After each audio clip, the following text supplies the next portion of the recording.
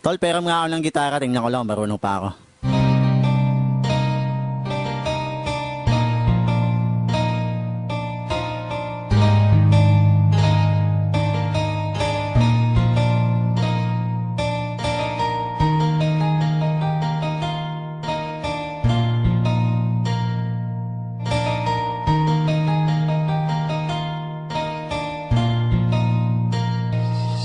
Hindi ba simula sa pagkabata tayo'y madalas na naghahabulan, walang pakialam kahit na madulas ka.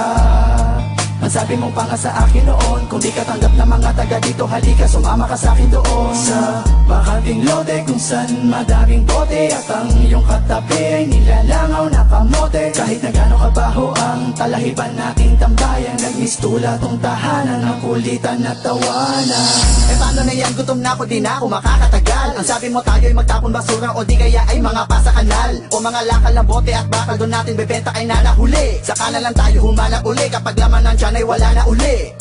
Sa bawat tambayan, iskinita man ang looban, ay di mawawala ang tawanan at kalokohan. Sa mga pagsubok ng buhay ko, di mo ako iniwanan. Okling, isa kang tunay na kaibigan. Inuman tayo! Sige, kaso wala kong pang-abono. Ang may aambag ko lang ay ang kanta kong wala sa tono. Silong tayo sa aking kubo kasi medyo umaambon. At pagsaluhan natin ang niluto kong pansit kanton. At sa katokwa, kasama ka lagi pag-istokwa. Lagi tayo puyat, alapan natin yung may insomnia. Yung gitara, bukas mo na lang isole. Huwag mo lang ilalayo, baka makita ng may-ari. Kain na kain payat, tapos tulog ng tulog puyat. Hindi natin trip ang mag-aral, diba? Kaya tayo ay nagpatato sa balat. Standby! Bayosi-yosi, hindi ako sigurado kung bukas ay meron pa tayong mabobog G kay Aling Shoni. Igib tayo, tatlong timba. Hindi ba wala naman tayong hiya? Doon na tayo maligo sa gitna ng daan at kung pormahan, sige sasabayan na kita. At ang suot natin damit at saka pantalong galing sa sampayan ng iba.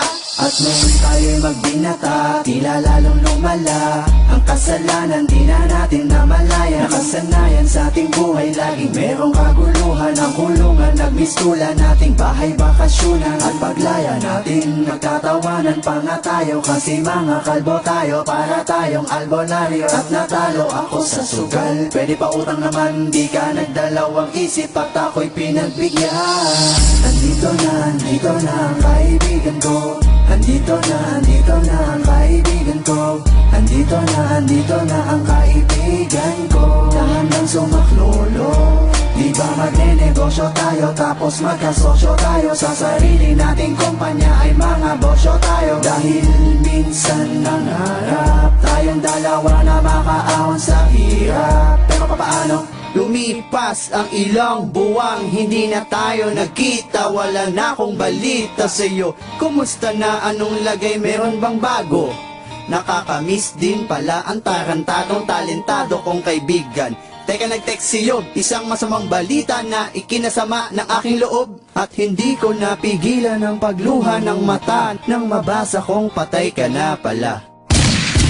Mabilis sa mga kaganapan, di na namin naagapan. May mga usap-usapan na wala ka na.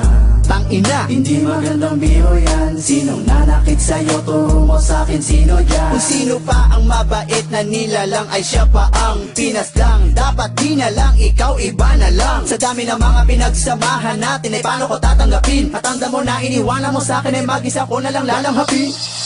Iniwan ako ng kaibigan ko. Iniwan ako ng kaibigan ko. Iniwan ako ng kaibigan ko. Isa sa mga matalik na kaibigan ko. Hindi kita malilimutan, yan ang iyong tandaan. Nandito ka sa aking puso at kung nasaan ka man ay sigurado na hindi ka makayosit makatagay. Kasi nga alam ko naman na sa langit ka nakatambay.